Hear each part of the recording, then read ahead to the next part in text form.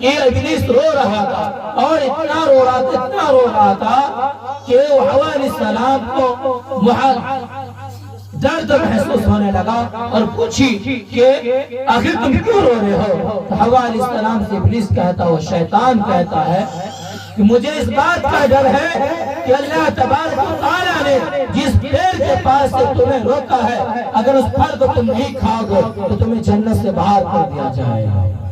دیکھیے کتنا شاطر کھیل کہ مجھے ڈر ہے جس پیڑ سے اللہ تبارک و تعالیٰ نے جس پیڑ کے دانے سے تمہیں روکا کھانے سے اگر اس کو تم نہیں کھاؤ گے تو تمہیں دنیا کے اندر بھیج دیا جائے گا۔ اگر تم اس پیڑ کے پھل کو کھا لو گی اگر اس پیڑ کے پھل کو تم کھا لو گی تو ہمیشہ ہمیشہ کے لیے تم جنت میں رہو گی۔ وہ جنت وہ شیطان کے بہکاوے میں آ گئی۔ آنے کے بعد اس پیڑ کے پھل میں سے 3 دانے توڑے۔ کتابوں کے اندر آتا ہے 3 دانے کے بارے میں، وہ 1 دانے حوا علیہ السلام اسی وقت کھا لی، 2 دانے رکھ لیے اس وقت آدم علیہ السلام سو رہے تھے۔ اس وقت آدم علیہ السلام سو رہے تھے، جب جاگنے کے بعد پھر 1 پھل حوا علیہ السلام کھائی اور 1 آدم علیہ السلام کو کھلایا اور کھاتے ہی جنت کے لباس اتر گئے، ننگے ہو گئے۔ جس پیڑ کے پاس جاتا تھا وہ پیڑ لمبا ہو جایا کرتا تھا۔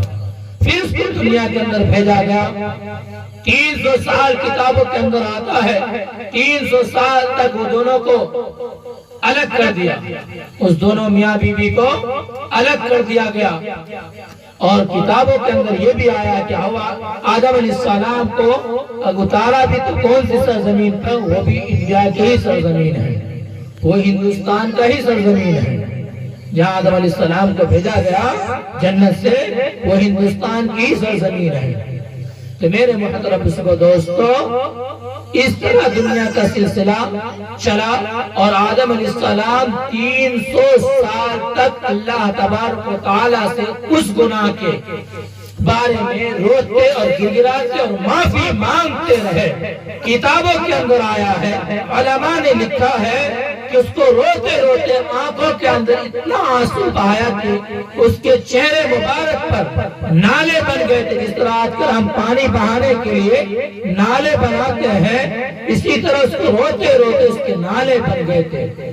آج پانی کے بجائے خون کی بھی آنسو روئے، وہ خون بھی خشک ہو چکا تھا ایک گناہ کے چکر میں۔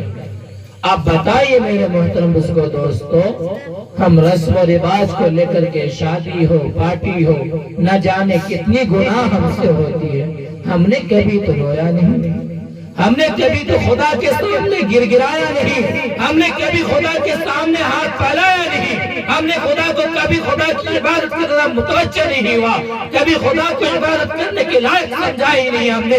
میرے محترم بزرگ دوستو، وہ شیطان کون تھا؟ وہ شیطان ایک سجدے کا تو انکار کیا تھا، وہ شیطان ایک سجدے کا جب انکار کیا اللہ تبارک و تعالیٰ نے اسے شیطان بنا دیا۔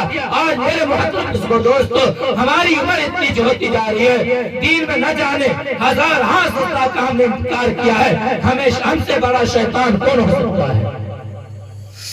بتائیے میرے محترم دوستو، بڑی افسوس کی بات ہے، ہم کہلاتے مسلمان ہیں پر میرا کام مسلمان والا نہیں ہے۔ جب ہم اس طریقے سے چلیں گے، آپسی معاشرے کو بگاڑ پیدا کریں گے، تو ہم کو دیکھ کر کے غیر کیا ایمان لائیں گے؟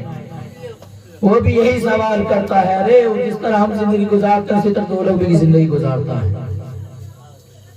بڑی افسوس کی بات ہے میرے محترم دوستو، میں آپ لوگوں سے درخواست کرتا ہوں کہ اللہ تبارک و تعالیٰ سے دعا کرے کہ اللہ تبارک و تعالیٰ ہماری ان گناہوں کو، ان نافرمانیوں کو جو اب تک کی زندگی میں ہم نے کیا ہے اسے معاف کر دے اللہ تبارک و تعالی۔ اللہ تبارک و تعالی اس گناہوں کو معاف کر دے، ورنہ میرے محترم بزرگوں دوستو ہمارا وہ حشر ہوگا، ہمارا وہ حال ہوگا جو پرپسی پڑتے ہو، جو ہمارا پوچھنے والا بھی کوئی نہیں ہوگا۔ آج جس اولادوں کے چکر میں، جس بیویوں کے چکر میں، جس ماں بہنوں کے چکر میں اپنے ایمان کو خراب کر رہے ہیں، کل میدان حشر کے اندر وہ بیویاں جواب دے دے گی تم کون ہو، تمہیں میں پہچانتی نہیں ہوں۔ وہ اولاد تم سے کہہ دے گا تم کون ہو، تمہیں میں پہچانتا نہیں ہوں۔ ایک نیکی کا مطالبہ کرو گے اس اولاد سے کہ میں تمہارے لیے دنیا کے اندر میں نے جھوٹ بولا تھا، میں نے چوری کی تھی، میں نے ڈکا زنی کیا تھا، تمہارے خاطر، تمہاری پرورش کے لیے، تمہارے حکم کے مطابق سامان و تجارت کے لیے ہم نے اتنی چال کھیلے تھے، آج تم ہمیں ایک نیکی کی کمی ہے، تم مجھے ایک نیکی دے دو، مجھے تم ایک نیکی دے دو، اس کی بدولت میں جنت میں چلے جاؤں گا۔ وہ اولاد و بیویاں تم سے کہے گی میں تمہیں پہچانتا نہیں، میں تمہیں پہچانتا نہیں۔